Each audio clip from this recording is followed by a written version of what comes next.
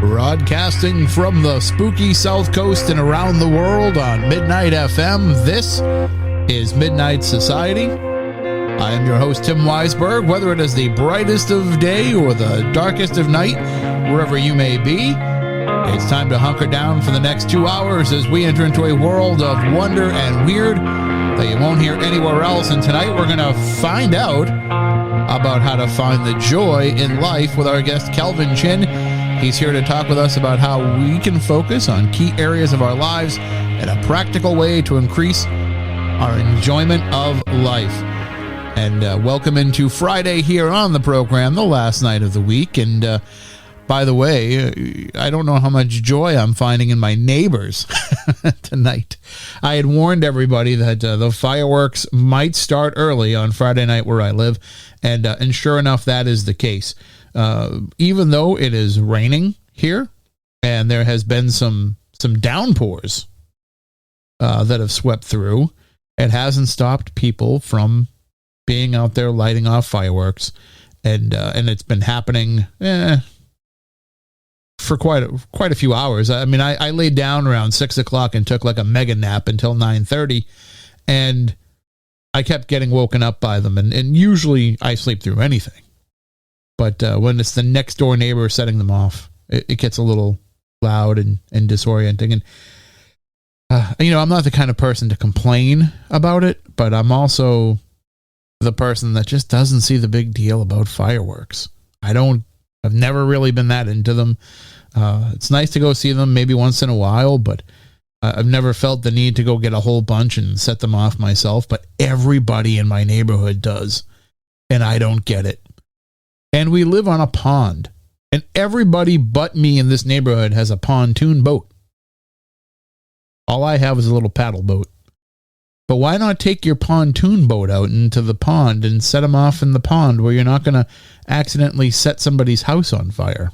But, and we've had incidents. We've had people that have lost fingers. We've had incidents where I think somebody's shed caught on fire once. Yeah, so we've had incidents, but that's okay. That's 4th of July weekend. Celebrate it how you need to celebrate it, I guess. Also, it's been a wild day. I thought I was going to have a nice relaxing day. Everybody else was off. I didn't take the day off, but I was working from home because I wasn't going to risk trying to get home through Cape traffic. If I had left work at, the usual time or even earlier, like 3, 4, 5 p.m., I might not have been in front of the microphone by the time 10 o'clock rolled around, because that's just how crazy the Cape traffic gets. And I live right on the precipice of Cape Cod, so it would have kept me backed up and kept me from getting to my house.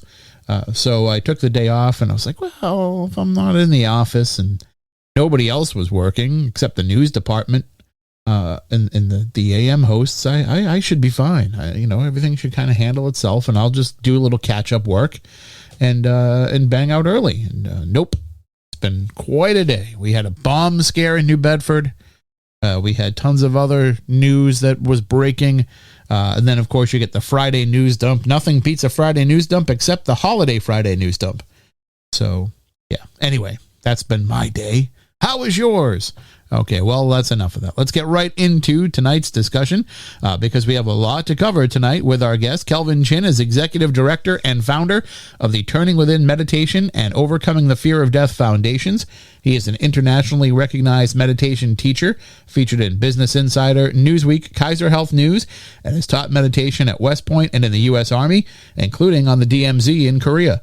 Kelvin is also the author of the best-selling Overcoming the Fear of Death Through Each of the 4 main belief systems, a non-religious approach to the 4 beliefs that underlie all religious and cultural beliefs.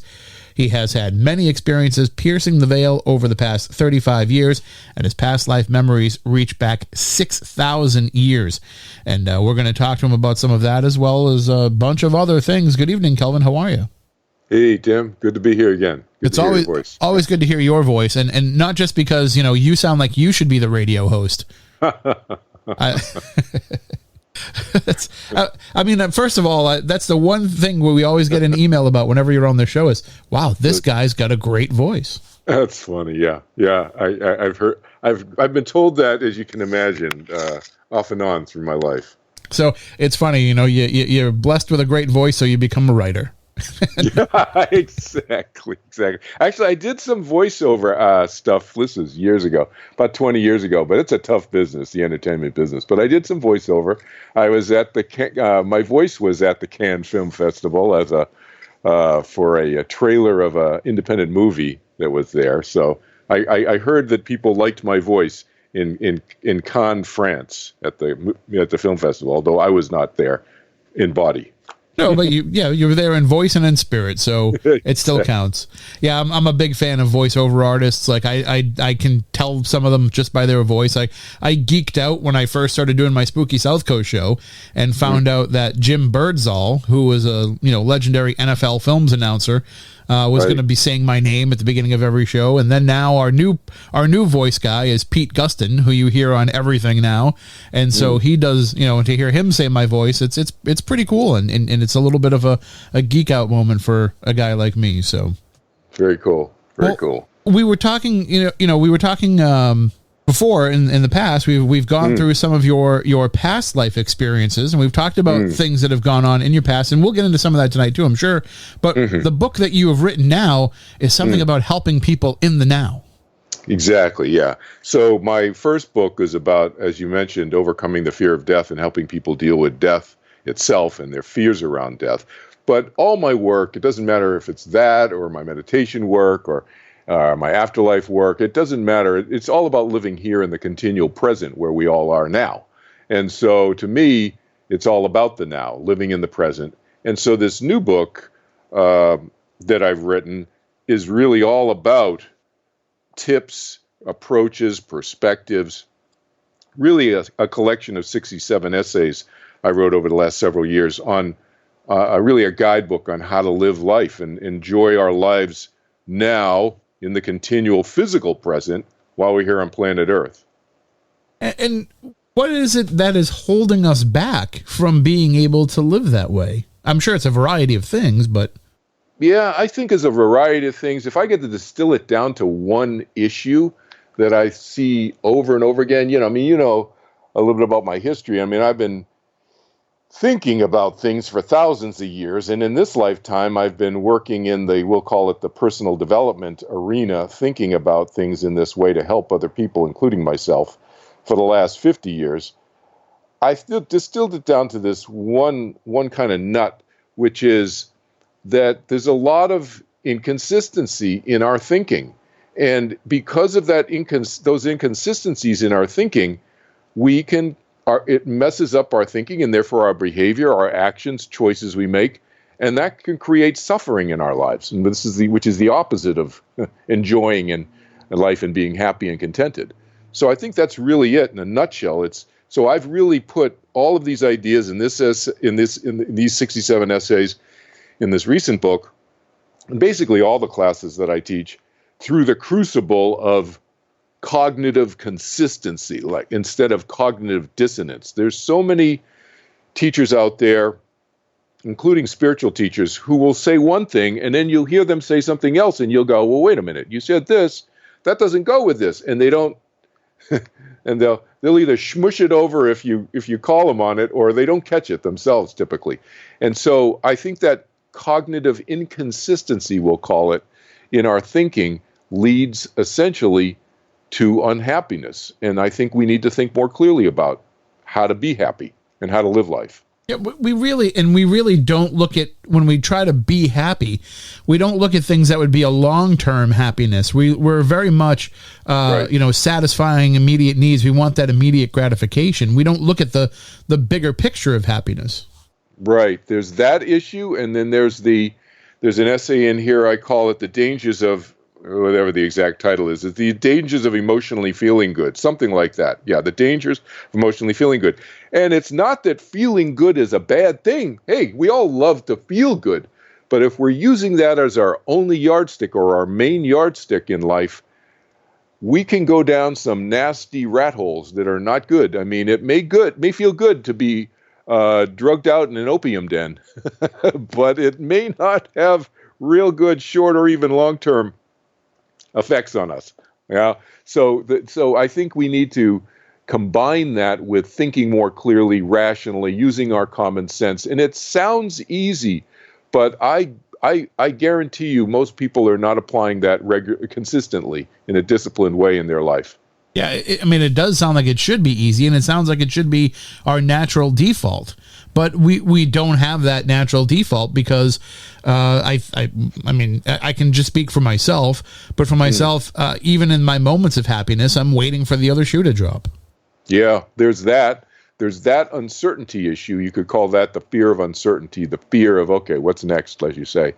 And then there's another element of this, I think, is a false sense that if we control things, then we'll be happy.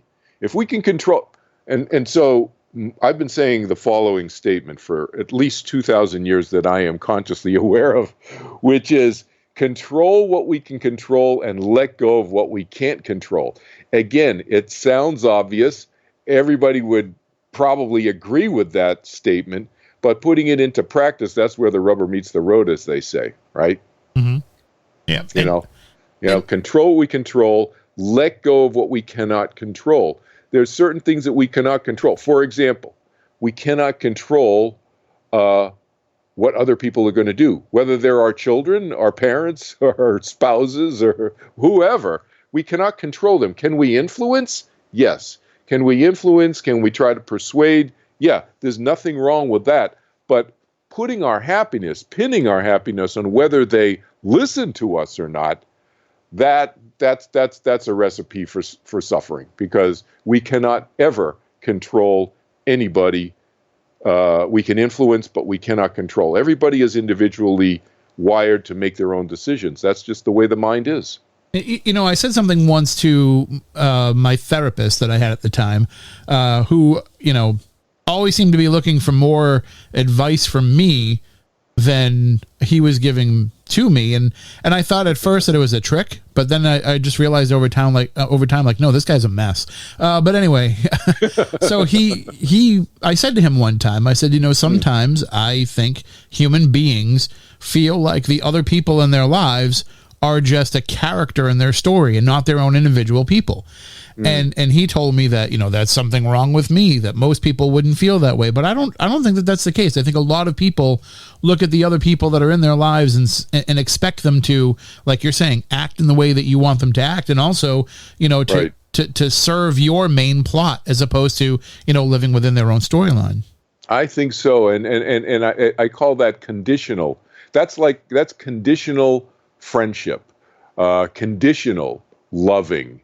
To me, love is unconditional. It's redundant to say unconditional love. It's not love if it's conditional. That's conditional liking. I like you sometimes when you do this and this and this and this, but I don't like you when you do this. That's conditional liking. And sometimes people will loosely use the phrase unconditional love, especially with children, and I get it because I have children, and my children are great. But hey, nobody's perfect, and including me or my children, and that means that sometimes they'll do stuff that, as a parent, you go, "What are you doing? Why did you do that?" And yet you love them anyway. So in that kind of parental way, I can understand how people can use that phrase, unconditional love. But when we're talking about people generally, we either accept them for who they are or we don't. And if we start trying to change them, to me, that's a violation of the love principle. Quite frankly, it's not accepting the other person for who they are. It's trying to make them who you wish they were. And that's what you're kind of talking about, this conditional notion of who these other people are in our lives. Well, I like them when they're like this, but they're like this, and we toss them out. And I'm not saying not to do that. If somebody's abusive, that's appropriate, I think. Toss them out of your life. But I'm just saying that that notion that our friendships are always based on a conditional relationship we have with them, that's something that we got to recognize. If it's the case, that's fine. But we don't call that love. Love is accepting the other person for who they are, not who we wish they were. And yes, we can throw away out of our life people who we still love.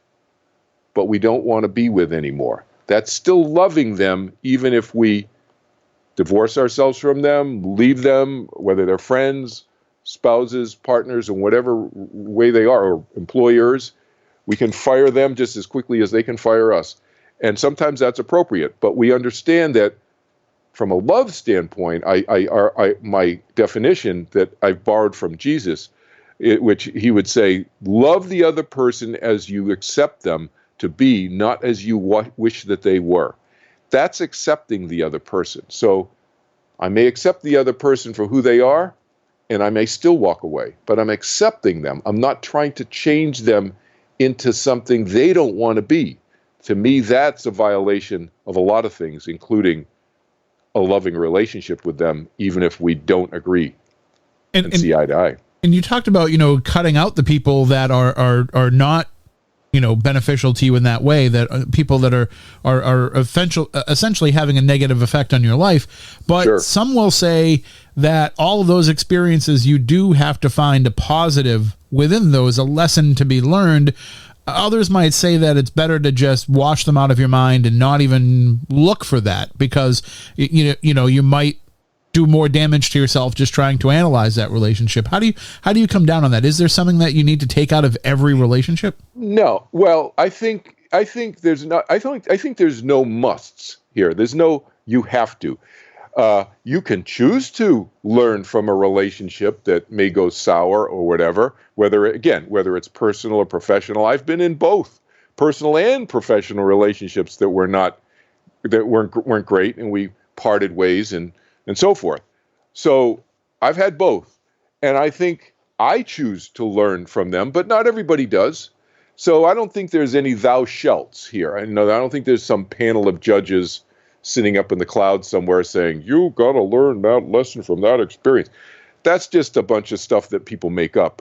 But the person themselves, each person, him or herself, has to decide whether or not they want to learn, and they can from that experience. But that doesn't mean, there's a subtlety to your point, Tim, which is some people will say, well, you really need to stick it out and you really need to stay in that relationship because there's stuff for you to learn there. No, I mean, that's you telling me how to live my life. I'm going to make a choice in that. And I get it. You may be giving me advice. Maybe you're a friend of mine giving me advice and so forth. I appreciate that. But at the end of the day, we are each free will thinking minds. I'm making my personal choice in my life. And if I think that it's best for me to get the heck out of Dodge right now, whether it's from physical abuse, emotional abuse, or who knows what, that may be the appropriate choice to make. And we're not here to be, every situation you got to learn something from. We want to get into a little bit esoteric stuff. That's a lot of angelic kind of mindset from the other side that's being fed through psychics and mediums and channels and into some religious leaders on this side as well who promote that kind of thinking. And it's not a bad thing, but I don't think it's helpful as a 100% absolute rule. It's a choice. We can make a choice to learn from things, but we can also make a choice to leave and just say, I'm learning later. I'm going to reflect on that one after I get to a safe place, whether it's emotionally or physical. Yeah, and there also is a need within people, I think, to also, they don't want to admit to themselves that they might have misjudged a person, or that they might have been, burned in a relationship. Like they don't want to say to themselves like, I got duped here. And not to make this into something that's a little bit more nefarious, but like the people who are conned by a con man, they always think that they're too smart to fall for something like that until they do. And, that's just the way that we are, that we are looking for something in every relationship and not always seeing the bad thing that's sneaking up right behind us. Yeah, it's a really good point, Tim, because I think we live in a culture, especially, it's even more so. I have I don't want to get too detailed into what's going on with our culture today, but there's been a move towards lesser personal responsibility over the decades, let's say, in over the 7 decades that I've been on planet Earth. I've seen this happening gradually. And I am a proponent of people taking responsibility for their actions. Each of us, me included, all of us, and we make choices. And sometimes we make mistakes. And I think that we hold ourselves sometimes to too high a standard of perfection. And that, oh, I made a mistake. How could I have chosen those people to be my employer, or that person to be my spouse, or whatever, those friends, etc. We make choices based on, hopefully, an informed decision, a conscious, thoughtful decision at the time. But first of all, we make mistakes, and they make mistakes, and nobody's perfect, and people change over time too. So I've had situations in business, and I'm not going to name names, but I've lost, let's just say, more than 6 figures after winning a lawsuit against some people and who owed me the money, and then they hid the money and ran so forth, and I never got paid. There were 4 or 5 of us who had lost about that much money. You can do the math. And so, but, does that happen in life? Yes. Do I take responsibility for making the choice to pick them? Yeah. And, I made a choice the best I could at the time.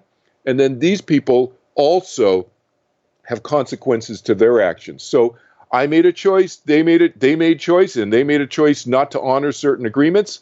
Well, they have they bear the consequences of that in their own life.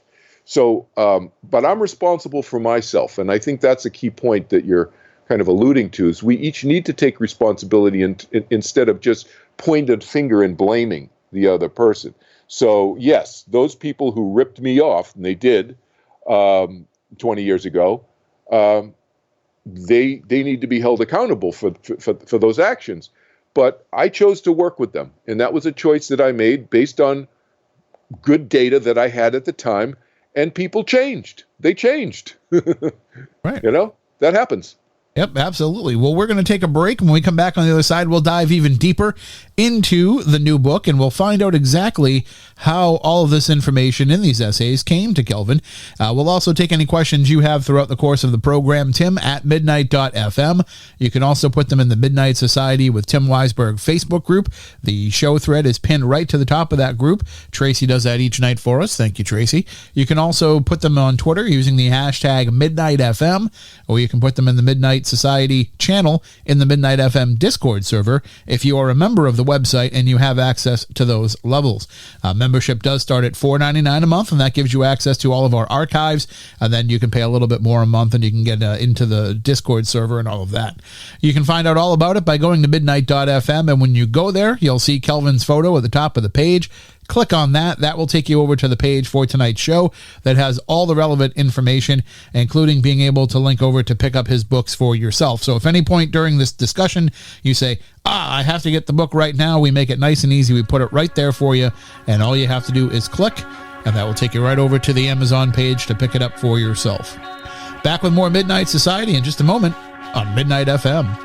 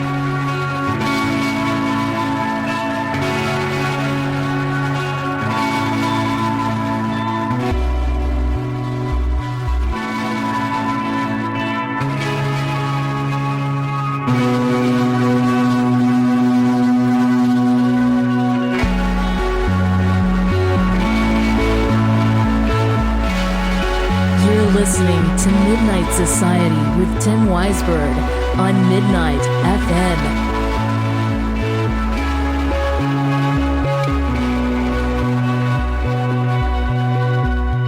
Welcome back. We're talking tonight with Kelvin Chin about finding the joy in life.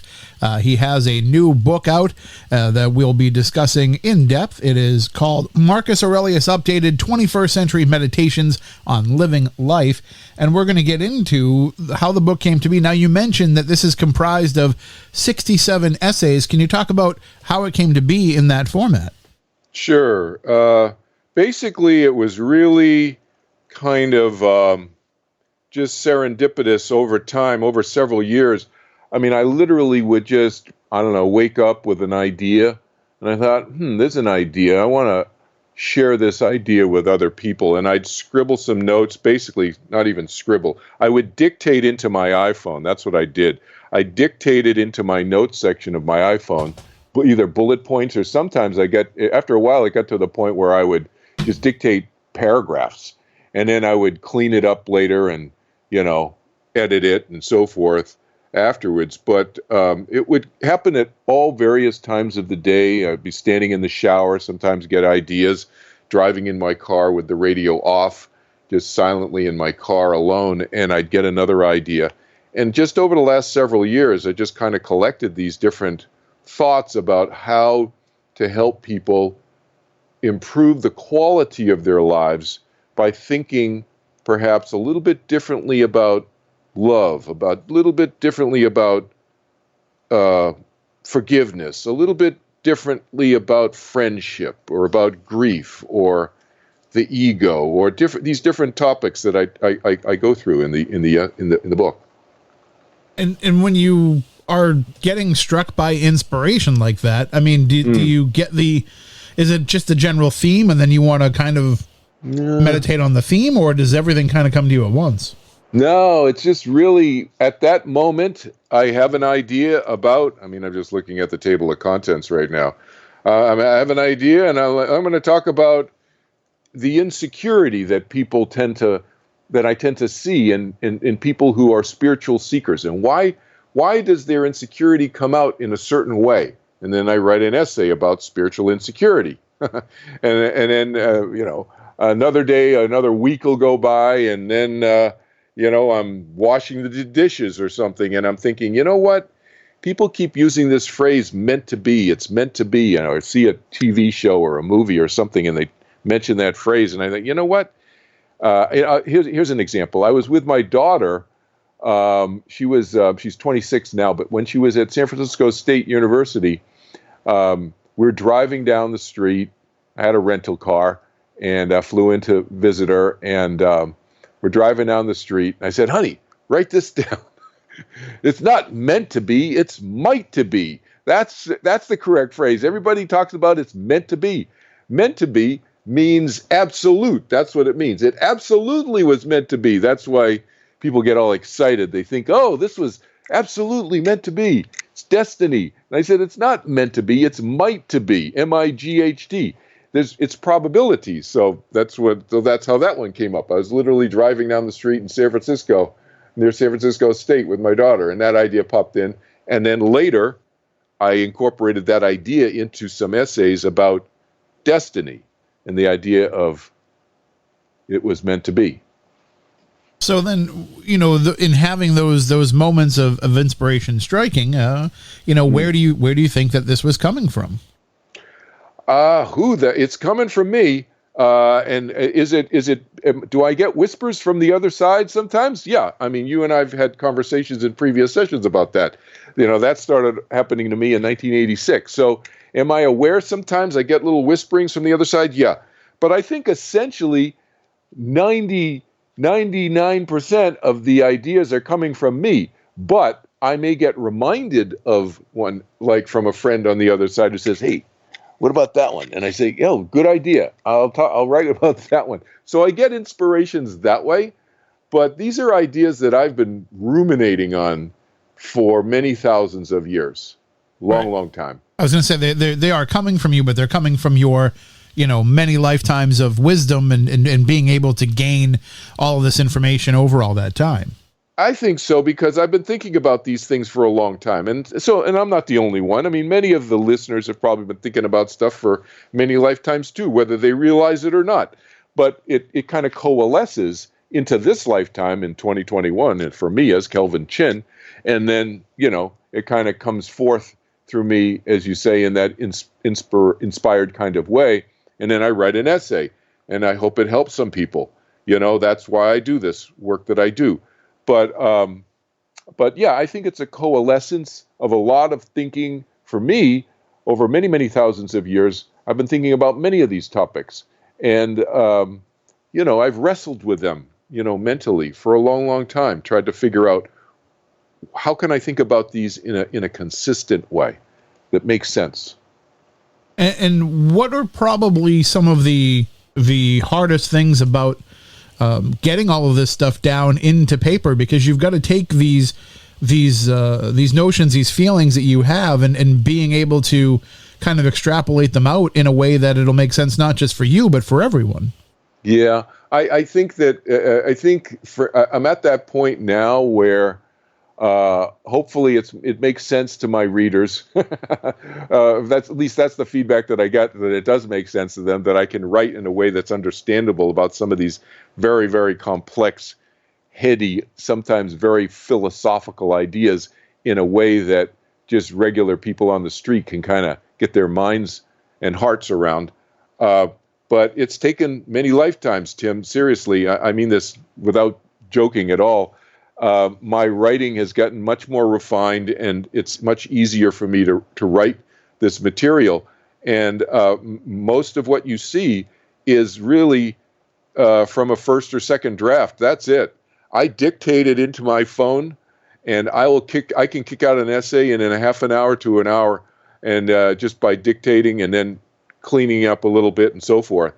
It's pretty much what you see. So that's also why the essays tend to be, even though their subjects tend to be pretty, technically, I mean, people think virtue, that sounds like a deep subject. Karma, that sounds like a deep subject.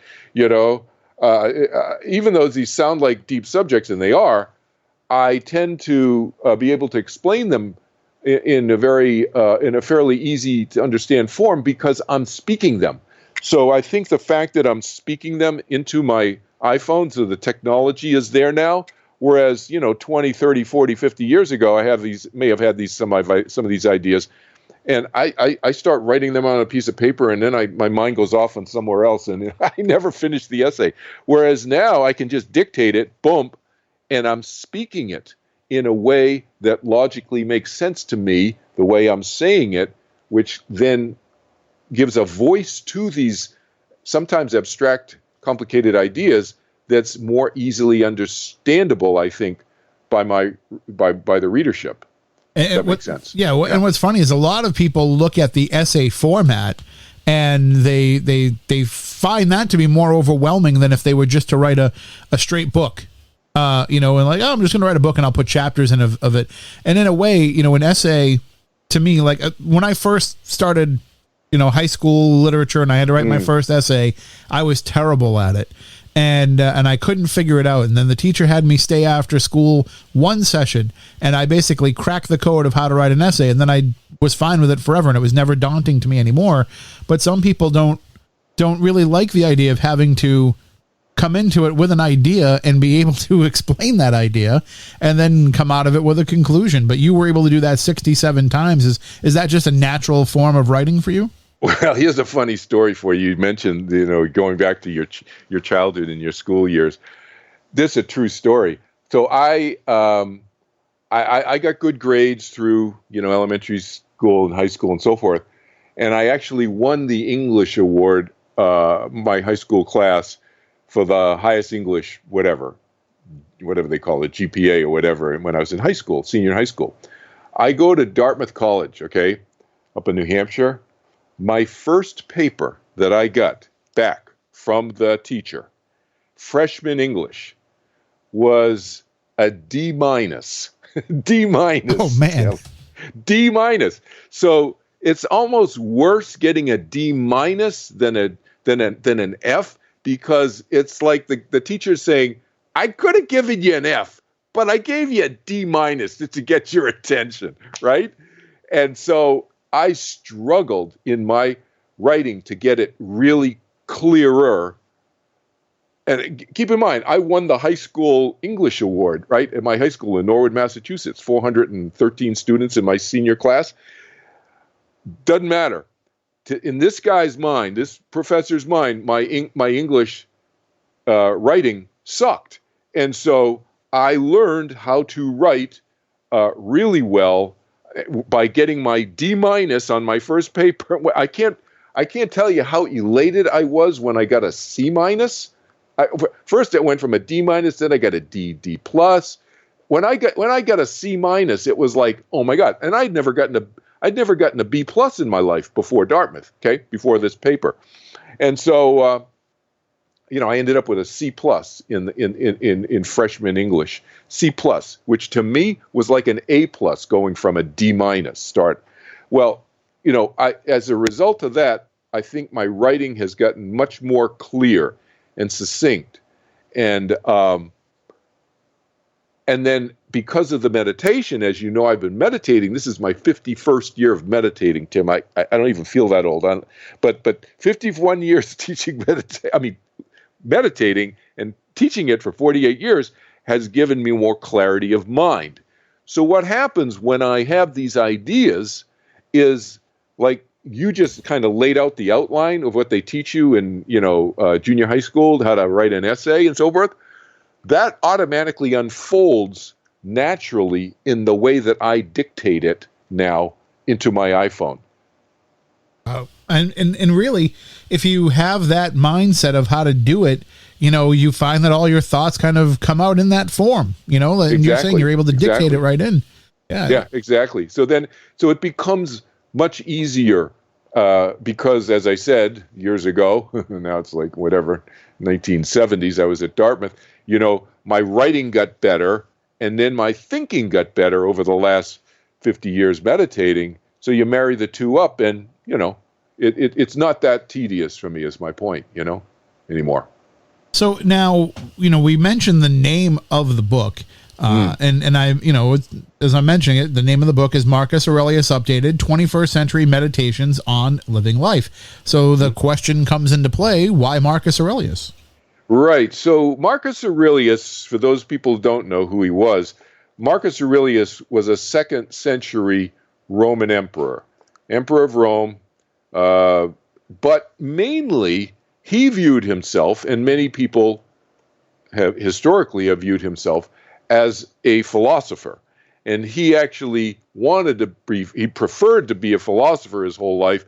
He didn't want to be emperor, but he was being groomed by various folks, including Hadrian, the emperor before Antoninus Pius, and then Marcus Aurelius. He was being groomed by the two of them to be emperor. He didn't want to be, but, he went along with it, obviously. But he was a Roman emperor, philosopher, what they sometimes historians refer to as a philosopher king type, a thinker, somebody who thought about life and then ruled the Roman Empire in as consistent a way as possible. So he was very popular as an emperor during that time of the Roman Empire because of how he ruled in a fair, consistent way, with integrity and with as much as, in terms of his thinking at the time, consistency of his thinking. And at that time, you got to understand that was about 1/4 of the world's population that he was the emperor of at the time, about 75 million people, historians estimate, in the Roman Empire. Well, I resonate with his thinking and his consistency of his thinking and his pragmatic. He was a Stoic philosopher. So Stoic, in a nutshell, really means thinking about life in a practical, pragmatic way and not getting overwhelmed by one's emotions. So I think Stoicism can sometimes be harshly, and to some extent, I think, incorrectly criticized by modern day philosophers as being anti-emotional. And I can see why they kind of think that, but that's an overstatement. And so Marcus would talk very openly about his emotions and so forth in what are now referred to as his meditations, which are really just a collection of his thoughts over about a 13, 14-year period, as he ruminated and contemplated how he could improve his own life. That's really what the collection of thoughts that are now called Meditations of Marcus Aurelius are. And these are kind of a parallel track, you could say, of my thoughts, thinking about how to improve the quality of my life and my students' lives. So now, putting all of this together and looking at all this, the way that it came to, when you stepped away, did you feel like, looking at all of this, the sum of all the parts, did you feel like this was a good guide for people? Do you feel like it's a good starting point? Like how much do you think that this book alone can affect people's lives? Well, you can read reviews on Amazon. There's about, 30 reviews or so there from folks who've read the book and digested it. And that tends to be what they say, is that it is a great guidebook for them. They use it as a reference manual. And the way to read it that I've found it is, and heard from them as well, these readers, is to look at the table of contents and see which of the 67 essay topics jump out at you and read it that way. This is that kind of book. It's really a reference book. And I understand many people like ebooks and so forth, which is fine. There's an ebook version of this book as well. But the benefit of a print version, especially of this book, less so my first book. My first book is an audiobook and an ebook and a print version. But this one, the print version, I think is especially useful because you can underline it, you can dog-ear pages, and you can highlight sections and phrases, because it's really 67 essays that capture the essence of various ideas and principles in living life. And I give certain approaches and perspectives, and certain phrases will jump out at certain people, and other phrases will jump out at somebody else.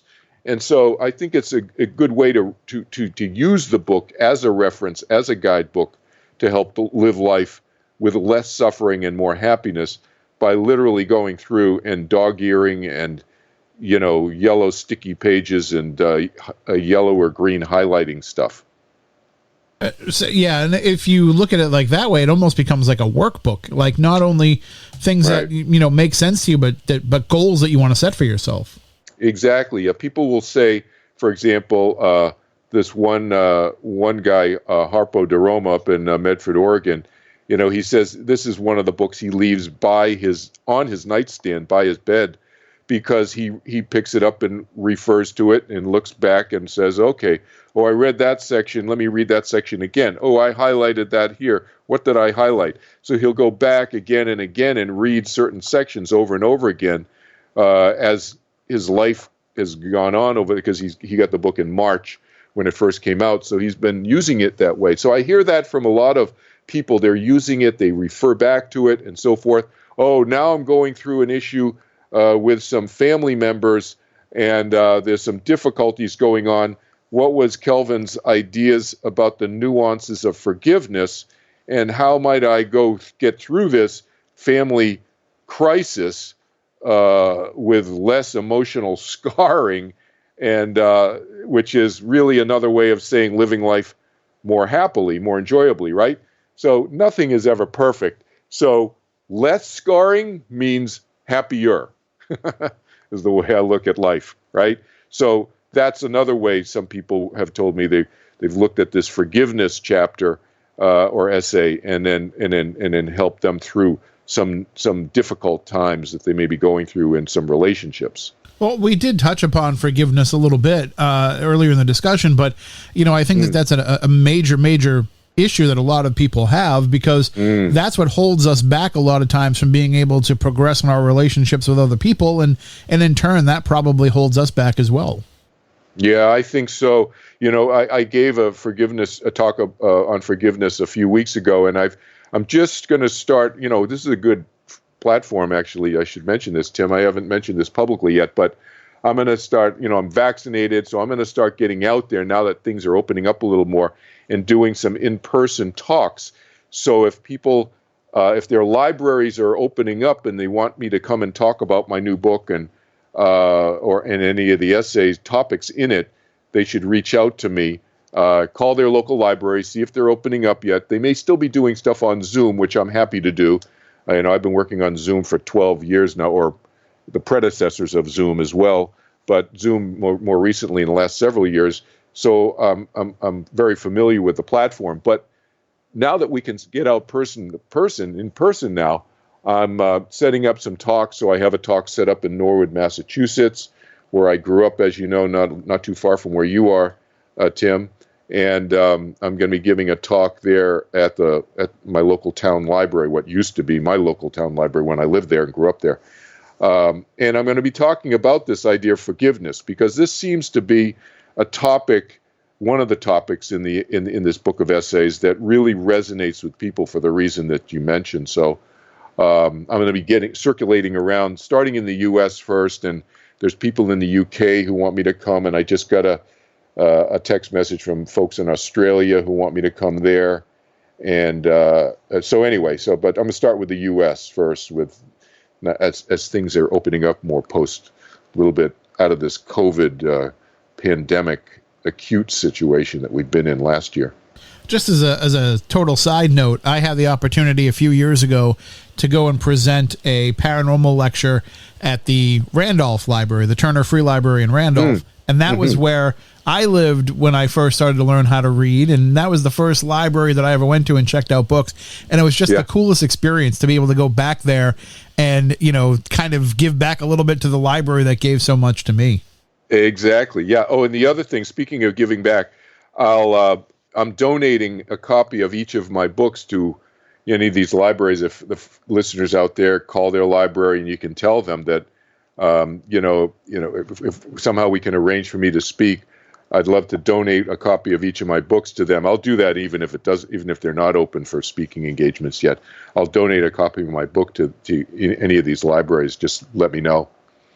Oh, I know plenty of libraries that'll probably take you up on that offer. So getting out there and sharing this information with people, though, in that format, and when you're able to present it to them, I mean, that's something that you don't really get the benefit of when you're dealing with a reader. A reader, you have to wait for them to read the book and then take the time to put up a review or to send you an email or what have you. But when you're talking to people directly and you can see that reaction they have to it, whether it be, over Zoom or in person, you're probably, getting that instant reaction to seeing when it kind of connects with them. Yeah, it's sinking in and it's helping. I've gotten a lot of comments, a lot of emails and texts from folks who've heard my forgiveness talk, and they appreciate the fact that it's a little bit of a different. I'll talk a little bit about with the audience now. It's a little bit of a different take on forgiveness than maybe some people have heard, and but as you kind of telegraphed earlier, Tim, about forgiveness, that it really is. What's the objective? The objective is so that we can move forward, as you say. And very often we get stuck. We all have been in situations where we have been stuck. And as I always say, I frequently say, and I've already said it today with you and your audience, nobody's perfect. I'm not perfect. You're not. Nobody's perfect. We're all figuring things out. But how can we help each other figure things out in a little bit more kind of cooperative way, so that, we're all going to have to skin our knees sometimes, but can we not break our leg? Can we just skin the knee? So we help each other that way, is the way I look at my teaching with folks and helping share perspectives. With this idea of forgiveness, many spiritual, religious circles and so forth encourage people to forgive others. And they'll even state outright, well, this is the holy, this is the righteous thing to do, the giving, the loving thing to do with your fellow humans and so forth is to forgive. But do we ever really forgive and forget? I don't think so. You hear that phrase frequently, and I think it's a mistake. I think we should toss that completely out the window. Nobody ever forgives and forgets. I think people will figuratively use the phrase forget and they may mean moving on. Let's move on from it. Right. But English is English, and English words have meaning, or French words, or German words, or whatever language we're speaking, and we happen to be speaking English. So my thing is use English words that have the meaning that you mean. Well, we can pick that up coming up on the other side, and so much more. Stay tuned. We'll continue our discussion with Kelvin Chin in just a moment on Midnight Society on Midnight FM.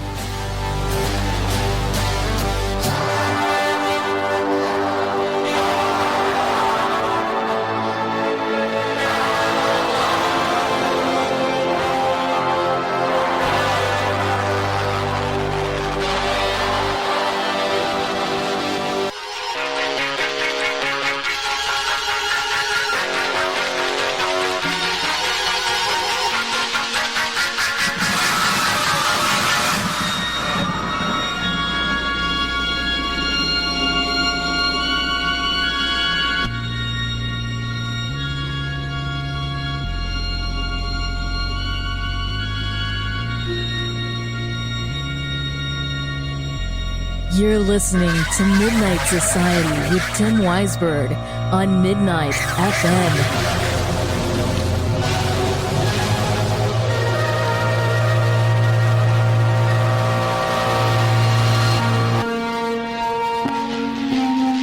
And we are back with more Midnight Society here on Midnight FM. Tonight we're talking with Kelvin Chin about finding the joy in life.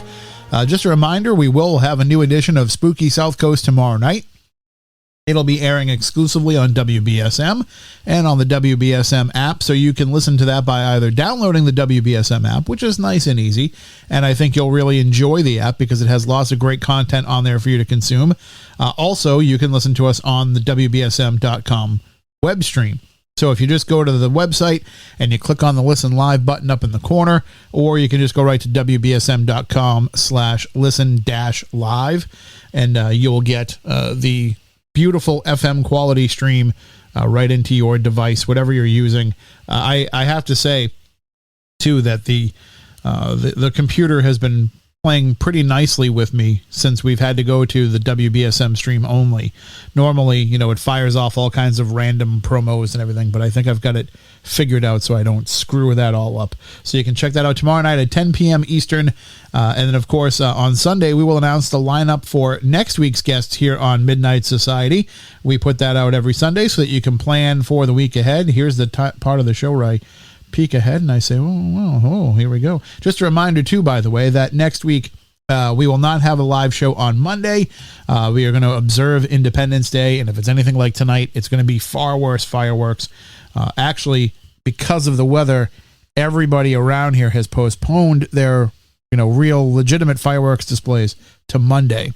So it's just going to be crazy because I live on the corner of 3 different towns. So I'm going to be experiencing quite a bit of fireworks here on Monday night. And then we are taking next Thursday night off as well because I do have to get up very early and do a live broadcast for WBSM's morning show on Friday morning. These things pop up every once in a while, and I'm the only guy that can go and run the tech on them. So I go and I do that, and I get to co-host with my good friend Phil Paleologus. So, next Friday morning, if you're up early, turn on the WBSM app at 6 a.m. and you'll get to hear Phil and I go back and forth for 4 hours on a variety of different topics. It gets really fun when I try to mix it up with the callers because, let's just say I have a different political stance than some of the people that call in, and I like to call them out on certain things, and they'll call me out on certain things too, but it's all in good fun. So you can check that out on Friday morning if you're interested. But we will have all the information for you next week. All right, let's get right back into our discussion with Kelvin. As we're talking about right before the break, Kelvin had talked about how, the forgive and forget is not something that we want to necessarily do. I feel like we kind of, with the break coming up, we might have cut that a little bit short. Yeah. Let's talk a little bit more about that, because I do think it's easy. It's an easy way to kind of compartmentalize the pain and the problems that come up in certain situations. Yeah, I think it's more nuanced than that, and that's why I call this one essay "The Nuances of Forgiveness." I think there's more coloration, there's more degrees to this than simply saying, forgive and forget. Well, first of all, we never forget, and as we were saying before the break, People may use the phrase loosely. Oh, forget meaning, let's move forward. Let's move on from it. Okay, great. Well, I say, since we're speaking English, let's use correct English. We're not forgetting. So don't use the word forget. We forgive and move on. That's correct. That's accurate language. Okay, we want to forgive and move on. Okay, but we never forgive and forget. That's a mistake, and I think it can lead to suffering, quite frankly, and certainly confusion, because people will say, well, I'm not gonna forgive you because I'm never gonna forget what you did, that bad stuff that you did. I'm never gonna forget. Therefore, I'm never gonna forgive you. So I choose to think about forgiveness in a little bit of a different way. Okay, because that holding the grudge thing, that's the part that's gonna poison us internally, self-poison us. So how can we move on from this? So first of all, I think that back to something that we talked about earlier in our show to this evening is this idea of love. And so I choose to use this idea of love that Jesus promoted, which is the idea of love as acceptance, and the idea of accepting the other person for who they are, not who you wish they were or who you want to make them out to be. So that's not love. That's not acceptance. So love is acceptance, and thinking of it as that way instead of thinking about it from a judgy kind of way. We're not loving the person when we're judging them. So it's just accepting them. So then what that does is it shifts our attention from internally trying to judge, are they really a good person or are they a bad person, to externally and what's their behavior. Shifting our attention to their external behavior, because external behavior, I think, is something that we should all judge. We all do it anyway, so let's just embrace the fact that it's a good thing to judge people based on their external behavior. Are they a cruel person? Do they beat people up, either emotionally or physically or mentally, and then they get pleasure out of that? Well, that's a cruel person. I think judging them as a cruel person based on that external behavior is appropriate. Trying to judge their state of consciousness and their state of mind, that's a waste of time, okay? But judging based on external behavior, I'm a proponent of, okay? So then back to this idea of forgiving in terms of, as we said earlier before the break, thinking about it as moving forward, I think that's also appropriate. Now let's just kind of get into, and I'll just kind of touch on these 4 degrees of forgiveness that I talk about in the essay here. But there's the first degree of forgiveness I would call just, it's like, it's very minor. It's like, okay, I'm sorry I did that. It was really stupid. And you kind of go, oh yeah, really? I hardly even noticed what you did. Oh, let's just move forward. That's an easy degree, right? So it's a very minor infraction, you could say. They did something wrong. It was a little off, but you may have hardly even noticed it. But they caught themselves and they apologized, and you say, okay, yeah, fine, we'll just move on. That's easy, okay? A more heightened state, a more intense state of infraction might result in your need to say, okay, I accept what you did. Again, I'm using this language of acceptance because love as acceptance. So I'm loving the other person as in terms of accepting them. Not love romantically and not loving like liking. That's not how I'm using the phrase love in the way Jesus defined love as accepting the other person. Okay? I accept what you did as an expression of who you were at that moment, whatever you did. It was bad, but I'm okay with it. So it's a little bit of more of a heightened, intense degree of badness, we could call that, and a little bit more intense. It ticked you off, okay? But you're choosing to live with it, okay? And we're moving on. A third degree is even more intense. Forgiveness as I accept what you did as an expression of who you were at that moment, and it was really bad, and I am not okay with it. I am not okay with it, okay? That's another level of accepting what they did, and they did it as an expression of who they were at that moment. So I say that moment because that may, they may change. I mean, it's not who they are all the time. But at that moment, that's who they were. And that's an expression of who they were. And they did whatever they did. And it really bothered us to the point where we are not okay with it, and we need to express that to the other person, etc. And then the last degree is, I accept what you did as an expression of who you were at that moment. I'm definitely not okay with it, and sayonara, see you later. I am out of here, okay? With this, we've had previous conversations about this, and this is a violation of what we agreed to before, let's say, and our friendship is done, or the marriage is done, or the whatever, or the work relationship is done. See you guys later. I'm out of here. And of course, you would already have, Tim, you would already have put your resume out there secretly to people, and by the time you have that conversation, you're not going to tell them that, now I'm going to look for another job, because they'll just kick your butt out the door. But those are the degrees. And so to me, ultimately, we're still in a love, again, defined as acceptance of the other person mode, but we're deciding in the last case to move on. And ultimately, to me, that's a reflection also that our action and our behavior there to move on is a direct reflection of our own self-love. Because so many people say, it's so good to love yourself, love yourself. Okay, great. When the rubber meets the road, are you taking action that really reflects your self-love? Are you walking out the door from that person who has abused you for how many months, weeks, or years, in whether emotionally, physically, or whatever way, financially, if it's an employer abusing you, to me that shows a maturity of a soul that that they can love themselves and accept that other person, not try to change them, but accept them and love themselves to the point where it's not working, I'm moving on. And maybe it was okay at first, like those people I told you about who ripped me off to the tune of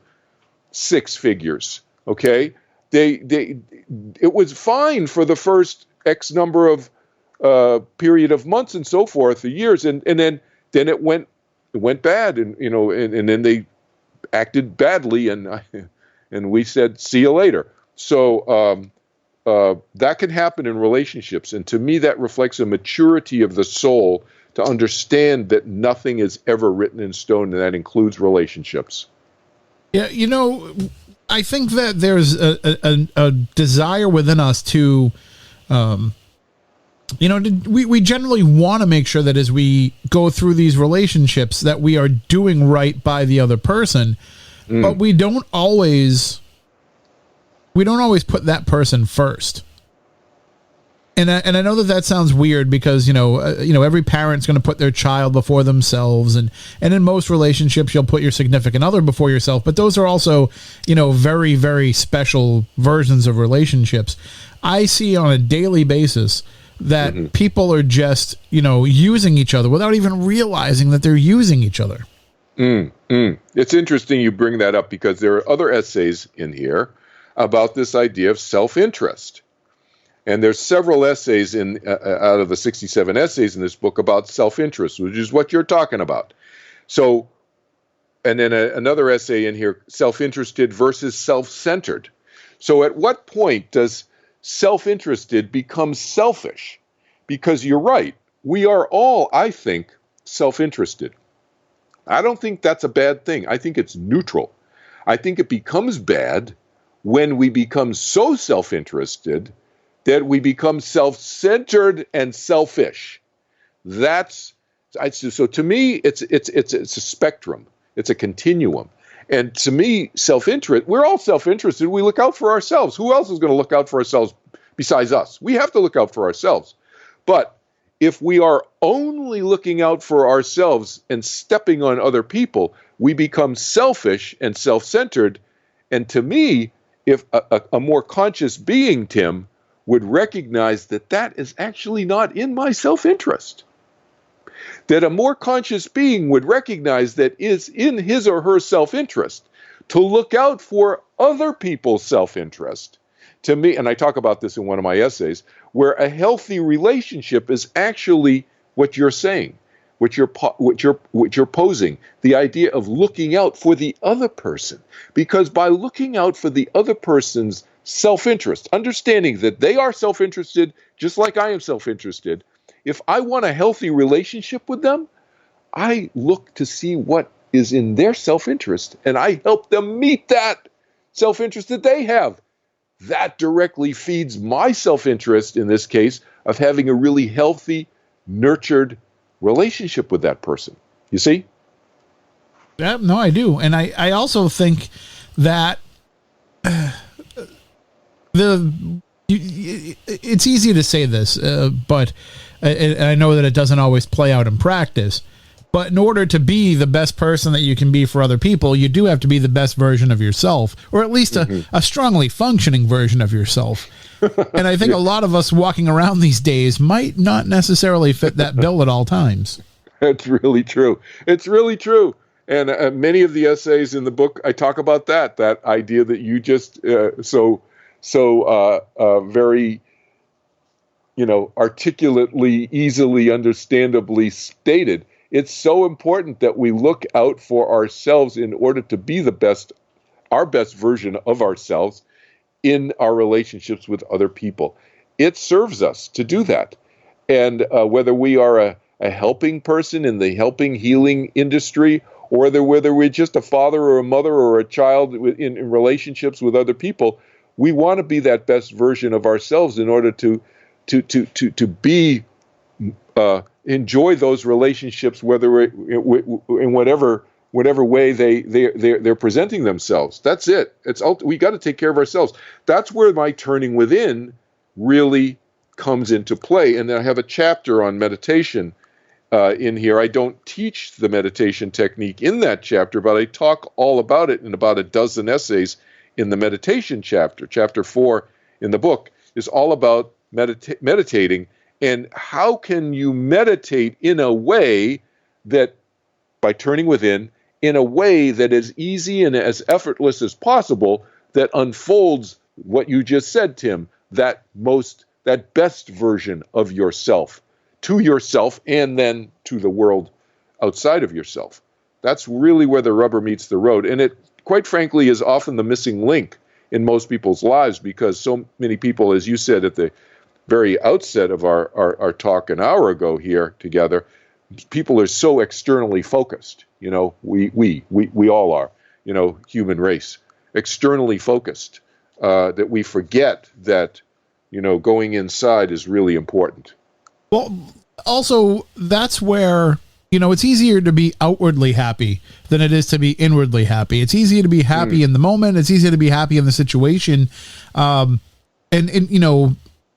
I think most people, they try to get to happy, but they would just settle for being at peace.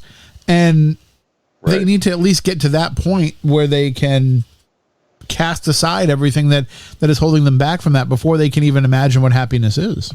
Yeah, that's a really good point. Yeah, I have, in fact, the chapters are emotions, life principles, meditation, and the spiritual. And there's, anywhere from a dozen to 2 or 3 dozen essays in each of those chapters. But I start out with happiness under the emotions chapter, success, winning, and happiness, suffering and happiness. And the third essay right at the beginning is, can you sprint your way to happiness? So the whole idea of happiness is very important and central to everything in my book and the work that I do. And like you say, the way I would kind of sum up and reframe what you said is, do we want a life of peaks and valleys? Do we want a roller coaster life? Or do we want a life of inner contentment and inner peace? And I get it. Most people kind of get a thrill from the roller coaster of life. Sure. And they can choose to live life that way, and that's okay. But, I like inner peace all the time, as opposed to peaks and valleys, being incredibly depressed and then having an incredibly high experience sometimes. And to me, contentment is the phrase that I use the phrase happiness, but when I think of it more as an inner peace or contentment, not a flatness, because it still can be passionate contentment. Lots of passion in my life, but an underlying, we could say an underlying foundation of inner peace regardless of how how passionate the waves may be in my life. If that makes sense. It does. And if I had to, kind of put a button on how I would want to feel, I would say, I want to wake up in the morning thinking about what good things might come in the day, as opposed to still dwelling on the bad things of the day before. And I'd like to put my head down on the pillow at night, looking forward to the good things that might come the next day, instead of worrying about the things that had happened during the course of that day. And I think, to me, that's the good piece and the good balance. That's the balance. The key word you just said, the last word, is balance. That is the key word. It's balance in life that people are looking for. And I always say to people, and I say this in some of the essays, it's not a state of boredom that we're talking about. It's not a state of flatness. It's a state of balance where, as you know, in my work, I help a lot of high anxiety. I have a lot of high anxiety students. In fact, I just established the dates for a panel on overcoming anxiety of 3 of my students who are going to talk about how their high anxiety is completely gone now after working together. So 3 of my students are going to be on a panel July 27th at 10 Pacific, 1 o'clock Eastern time. And again, that's on a Tuesday. And then Sunday, August 1st, I'm doing it again, 10 Pacific, 1 o'clock Eastern time. People can see this. I need to put it up on my website, actually. You're the first public audience I'm telling this to. So, but many of my high anxiety students, I tell them, what I do is help them get from a place where they're having 100-foot, 75-foot waves in the ocean to a place where they're having 3 or 4 foot, 5-foot swells. So it's not flat ocean. It's still having 3 or 4, 5, 6 foot, maybe a 10-foot swell every once in a while, whatever. But not a 75-foot tidal, 100-foot, 150-foot tidal waves of anxiety and emotion anymore. That's the thing. So to me, that's how I visualize the state of what you're describing, that contentment where you go to sleep at night and you feel pretty much at peace. Sometimes you may have 2-foot swells at bedtime in this analogy. Sometimes you may have 6-foot swells, but you don't have 50-foot swells when you're going to sleep at night because you can't get to sleep then, right? That's the state that I help people get to, And really, the people that I know that I think have it the most together are, I wouldn't say that they're people that don't get worked up in a situation or don't take things personally or don't, they just know how to move past it when it happens. Right. They're not, like everybody says, you've got to be an even keel person to get through this. No, like the passion is good. It's just making sure that the passion stays in the right place. Exactly. See, the example I give, I sometimes tell my students, I said, look, if you were right, I'll tell you, Tim, you're riding in the car with me with Kelvin Chin and I'm behind the drive, I'm steering wheel and you're in the passenger seat. You might hear me lay out some 4-letter words if somebody cuts me off and, it almost creates an accident because they ain't paying attention or they're driving too aggressively or whatever. This ain't the robot driving the car. I may get a little emotional. I may lay out some 4-letter words and I may be a little bit loud and you may go, whoa, that's Kelvin over there. But the thing is, it doesn't scar me. I don't carry that. That's the issue. Does it roll off like water off a duck's back? You see, that's the analogy that I tell my students. We want to be like, the duck is in the water. It's living in the stream. It's living in the river, the pond. It's wet. You live on a pond there. You said, it's wet there. The ducks, they get wet. They feel the water, but they don't get soaked by it. That's what's happening to most people. They're going through life and they're getting soaked by every little thing that happens, and they can't get to sleep at night. Yeah. Well, we're going to take our final break here. When we come back, we can talk more about some of the individual chapters and the individual essays, I should say, in Kelvin's book. We can also talk about some of the bigger picture things, and also in the ultimate tease that always keeps people around. We'll also talk about sex coming up in the next segment as well. So don't go anywhere. We'll take a quick break and then come back with our final segment here. During the break, if you want to go head on over to our friends at Parabox Monthly and sign up for their t-shirt subscription box. I cannot wait. As soon as the calendar turns the first of the month, I start checking the front porch every couple of hours to see if my new Parabox t-shirt has arrived. It is a soft style paranormal themed t-shirt that has just some of the coolest designs on them that all have a hidden message built in for you to try to solve. And if you do solve it, you can enter to win free merchandise from paraboxmonthly.com.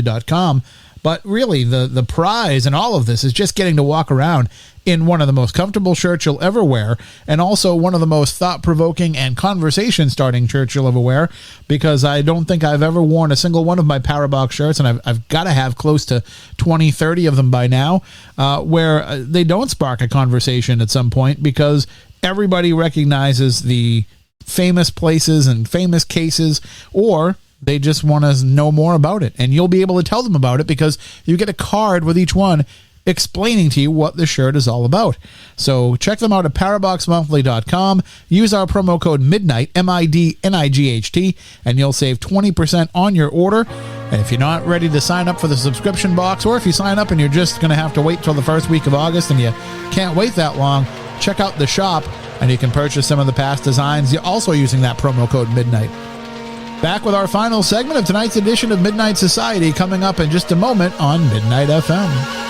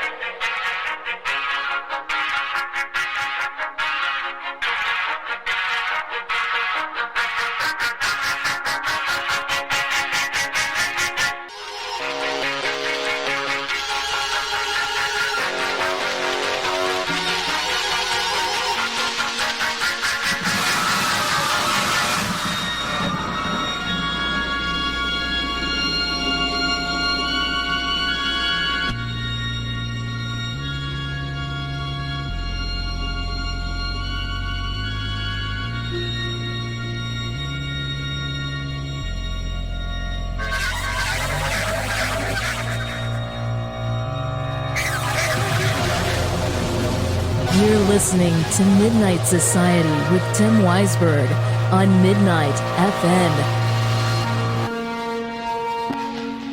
And we are back, our final segment of tonight's edition of the program with our guest Kelvin Chin. We're talking about his new book, which you can pick up right by going to midnight.fm and clicking on his photo. You'll see the link right there. It's called Marcus Aurelius Updated 21st Century Meditations on Living Life. And we're finding out about how, you can just by reading these essays and thinking about your own life and how to apply them, you're just going to naturally help yourself out and be able to make improvements in your life and get you closer to true happiness. But as we're going along here, a common theme that keeps popping up, Kelvin, is that whether we mean it or not, whether we intentionally do it or not, people can be pretty mean and cruel to other people. And it just seems like we're at a point now, and I know every time in society people have said the same thing, but it just seems like we're at our most divisive point, and we're at the point now where we just don't have the capacity to be willing to accept other point of views. Yeah. Cruelty, we just call it call it what it is. It's cruelty when somebody takes pleasure in somebody else's suffering. That's the way I define cruelty. And it's putting somebody down, and we've all done it. I'm not perfect, we've all done it. I've done it in tired moments and so forth with people, and we don't feel centered, et cetera, et cetera.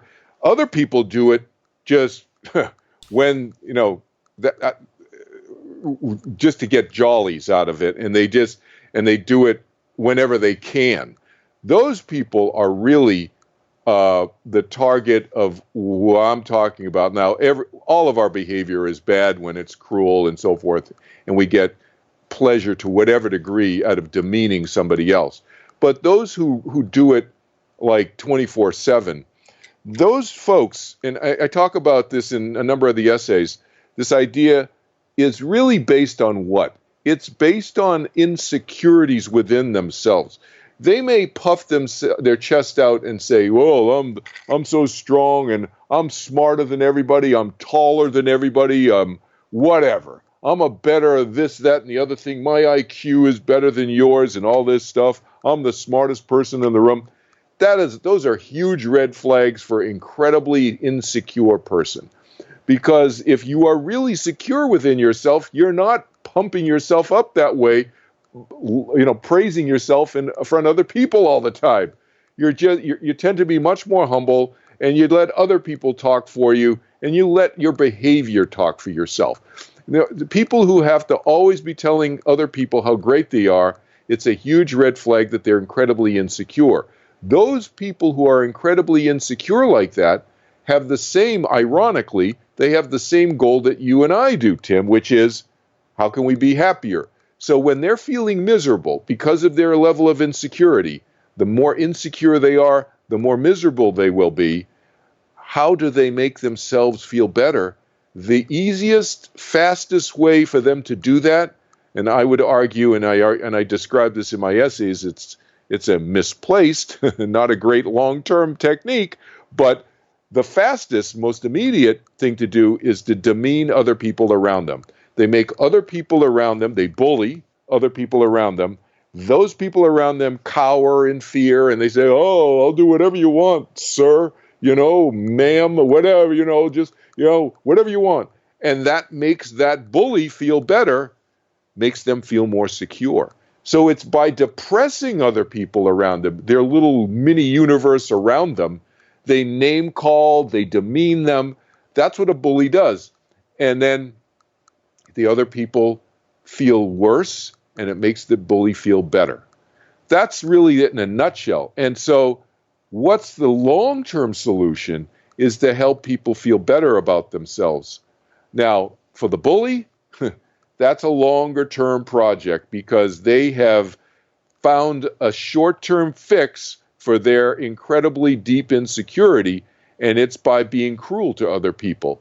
So, I'm a realist. I'm an idealistic realist. So the realistic side of me knows that it may take the bully some lifetimes to get over their being a narcissist. Narcissists are another. Bullying is just another behavioral form that narcissists often take. They're so full of themselves that they can't see anything outside of themselves, and nobody really exists outside of themselves other than themselves. And so everybody else is expendable. That's another. That's why narcissists frequently revert to bullying and being cruel to other people. Yeah, there's so much of that comes through, and I do think that a lot of people have good intentions in their superiority complex that they have, that they don't necessarily think that, I'm better and you're worse. They just think that, they're more enlightened or that they have more information or what have you. But I see it all the time. Part of my day job is monitoring Facebook comments on the articles that my radio stations put up. And, it's one thing when you put up an article about, fireworks being canceled in the city or being postponed, and, you get the few knuckleheads that put stuff in. But when it comes to some of the topics we talk about on our talk station, there's a real sense of division. Like we put up a story about, hey, if more people don't get vaccinated and this Delta variant keeps coming in, we're going to be wearing masks again. And it's just the same arguments and conversations that have been going on for over a year now. People just want to be right. They don't want to listen to somebody else's point of view. No, I think part of it's not necessarily bullying. Part of that is just wanting to be vocal and being seen. It's almost like they, on especially in social media, people who are feeling insecure, they feel lesser, they feel better when they're seen. So it's sort of like related to the bullying, but they don't care if they're stepping on other people's toes and hurting somebody's feelings or being cruel in that way. They may not get enjoyment out of hurting the other person like a bully might, but it's the same related thing, is they don't care. They care about themselves. This is an overlap. A lot of these principles that we talk about overlap. So this is where self-interest becomes selfish, okay? And that selfishness in the example you gave, it is born out of what? It's still born out of insecurity. There's a lack of self-awareness. There's just a lack of self-awareness, and they've never turned within really to connect with themselves. They don't know who they are, and they define themselves in terms of how many posts and how acidic their posts can be. That's how they define themselves, which is a very external, as you said at the beginning, a very externalized way of expressing oneself in who they are. We know, once you really know who you are, you know that you are who you are on the inside. But people like that are they're not there, and not everybody is going to be there in terms of the turning within, being more self-aware, and we need to. That's where I think a principle I sometimes talk about, our need to create boundaries is really important. And I think in spiritual communities, it's not something that's talked about a lot, which is really, really essential. It's just, how do you create boundaries so that your sovereignty as a mind, I use that phrase, sovereign mind, meaning freestanding, like a castle is a sovereign building in the middle of a territory. That's our mind. And we have a moat around it. And we have a drawbridge. And we can let people across the drawbridge or not. But we control the drawbridge. We control our mind and our emotions and who we let into our mental and our universe, so to speak. And so boundaries are really important. So if people are doing that kind of behavior, we need to draw boundaries sometimes if we feel that, do I need to deal with that? Do I want to go there? So, but people will do that kind of behavior, and they'll spew, so to speak, as you're saying, just venom almost sometimes, and they just want to be right, because there's another principle I talk about in one of my essays, which is the importance of being important. That importance supersedes, to coin a phrase, it trumps everything. That need, that desire to be important, and importance of being important, it becomes the most important thing. And they will do whatever it takes to create that importance in their mind, and that's all they care about. It's as long as they're important in their mind. Other people, you can keep criticizing them. They don't care. They won't hear that, because they have gotten your attention. And if they've gotten your attention, in their mind, they're more important now. Yeah, and please do all that you can to validate me. Please do all that you can to make sure that everything that I say is most important. I mean, it's really kind of sad that that's what people need and crave when they could probably find ways to do that themselves. It sounds like the happiness that you're saying they could achieve would help eliminate that need for validation. Well, but it has to come from inside. That's got to be the inside out approach, because instead what they're doing is they go to Target and they buy a new shirt, they buy a new suit, they buy a new pair of shoes, or whatever. They go to Walmart, they go to wherever, they go to Nordstrom's, they go wherever they go, and they go buy new stuff. And all the objects of experience, I talk about that in some of my essays. It's just like they're more objects to just buy more stuff, and that's fleeting. It's not gonna feed them.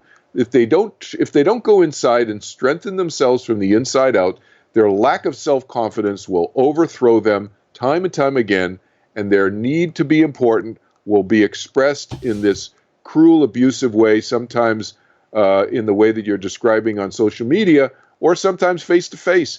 And it's just caustic. It's not productive, but it feeds them short-term. And so, to me, I don't support that kind of behavior by ignoring it. I don't allow it on any of my social media platforms. I don't allow that kind of behavior. I block them, I hide them, and I disallow it. It's just not feeding that kind of behavior, only feeds it and makes it stronger. And so that's it. To me, it's not helpful to that person, really, and it's not helpful to the community that we live in. Is there a way, though, that people could, can they shortcut their way to? We talked about how you have to put in the work to be able to do this, but are there little things that they can do maybe on a daily basis that will help them see the path? Well, I think some basic things, short of actually closing their eyes and meditating, are things that they find that are helpful to them and not hurtful to other people. That's tough when you're somebody who's very insecure to even make that jump, okay? Or maybe even be able to make that distinction, to draw those distinctions. But our desires in life really are what drive us, our emotional desires, because those are not thoughts. They're below they're like more fundamental. They're almost more primeval than our thinking. And so those emotions are what drive us. So if we can somehow tap in and look at what our desires are, and do our desires meet the needs that we think that they are meeting, and if they don't, change those desires, change our and then therefore change our thinking and our behavior, that would be the way to go. But for folks like that, to me, it's like, get out, do some rudimentary stuff, get out and exercise, drink more water, don't eat so much fast food. But the thing is, you can't tell that to them. They have to come to that conclusion themselves. Free will is always operating. So my feeling, Tim, quite frankly, is to let people like that be. Don't try to change them, because if the more you try to change them, the more entrenched they will become in their own thinking. Let them think whatever they're thinking. Don't try to change them. Let them be. And when they are ready, their ears will perk up and they will learn and be educated. But until somebody's at that point, and that has to come from within the person. So I think actually a step is to not try to force people. That is a step for people who are what we'll call more self-aware, is to not try to go around changing people. That's why I like Jesus' definition of love, accepting the other person for who they are, not who you wish they were.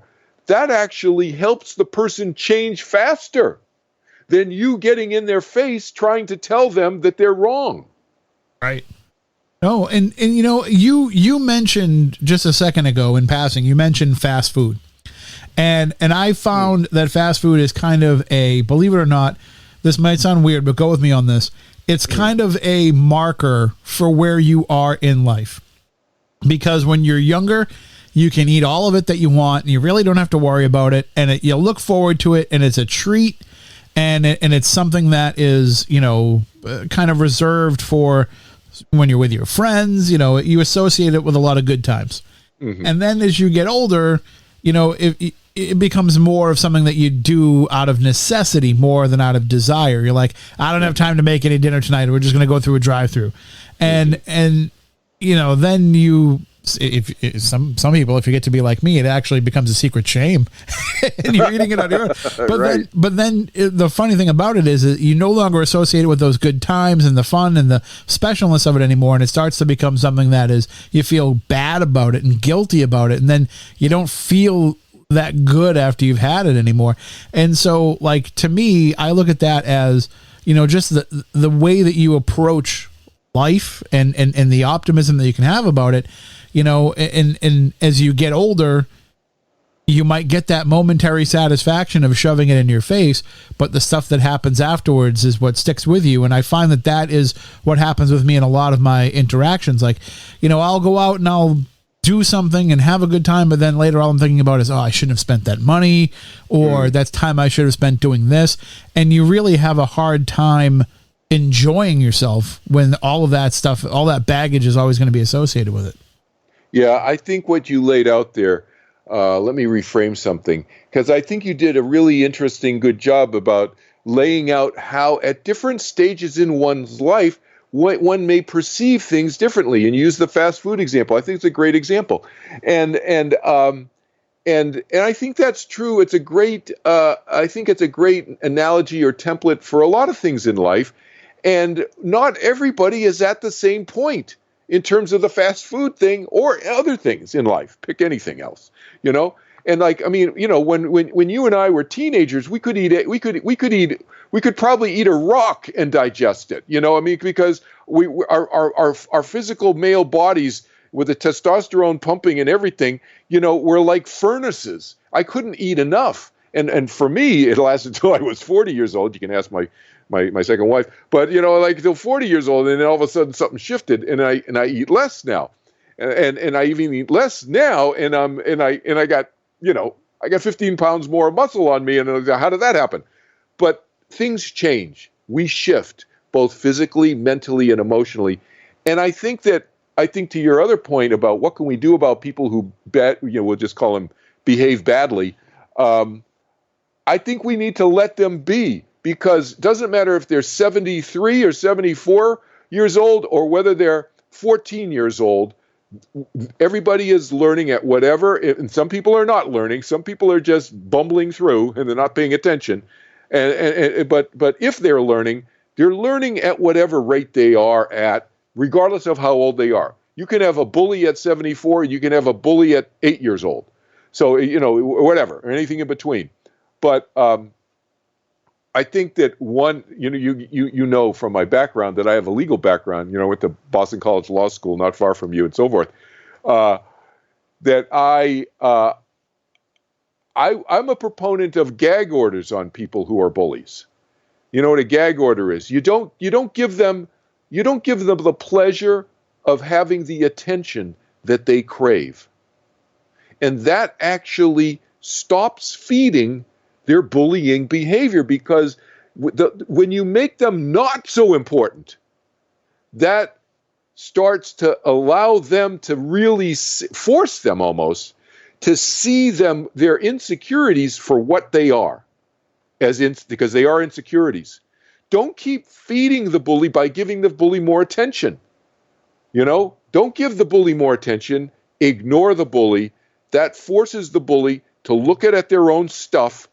And then by looking at their own stuff, maybe, again, longer term project, I think, but maybe they start to look at their stuff and see that, is it really a great universe that I'm creating around myself, the bully? You would want the bully to ask him or herself, by creating all these miserable people around me that I keep making fun of and calling names and so forth, and firing and demoting and doing whatever if they're an employer or if they're a friend. You know, is there a bunch of friends who are cowering around me and afraid of me all the time? Is that the universe that I want? But as long as we keep feeding them and giving them the platform and giving them the limelight and not putting a gag order on them, I think we feed that behavior.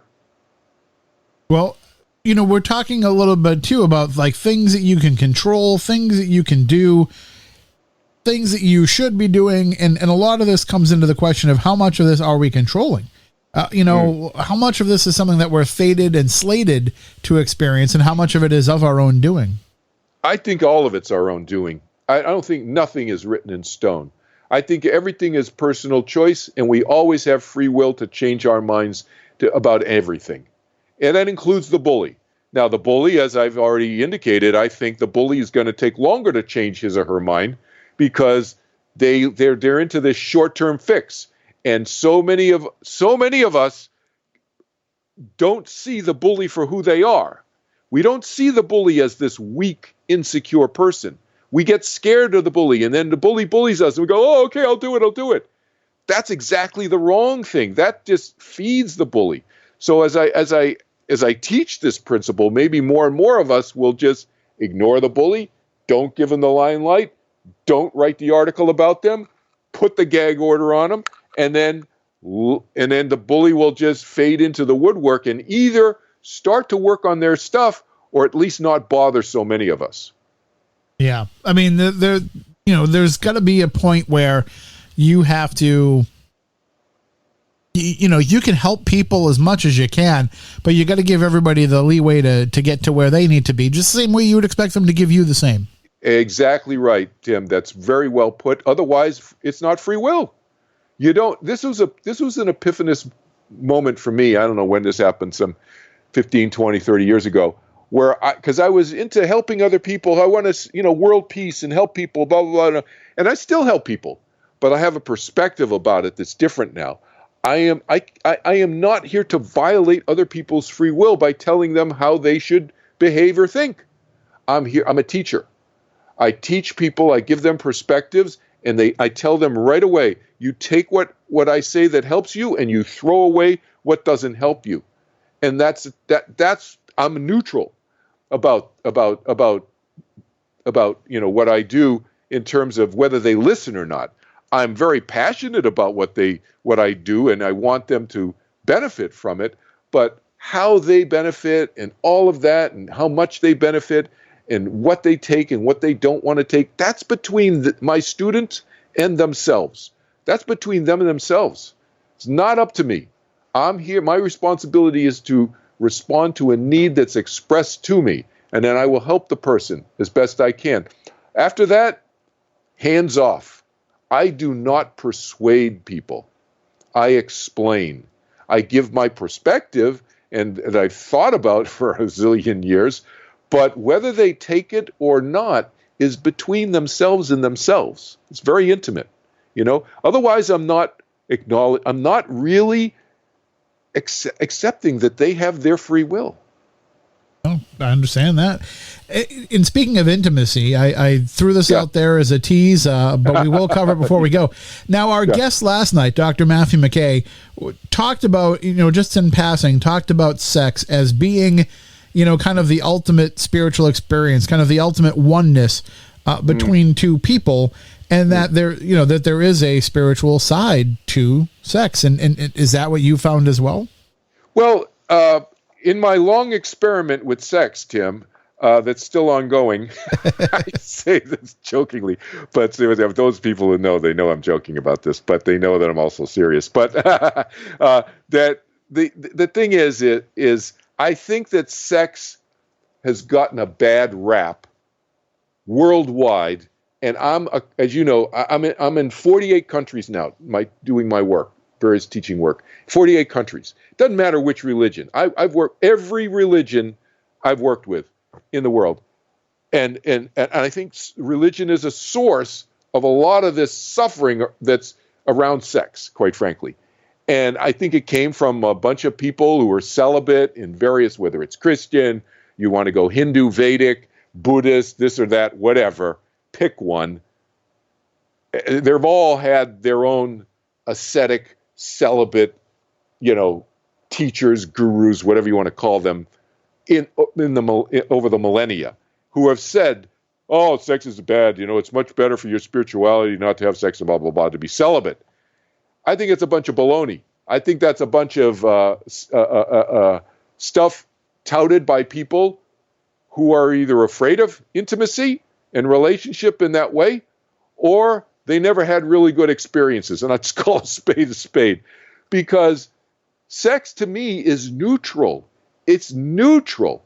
I think it's a good way to look at sex is neutral. It is a physical act that two beings can have, whether you're human or animal or whatever, and that it's neutral. And it's not right or wrong. It's not better or worse.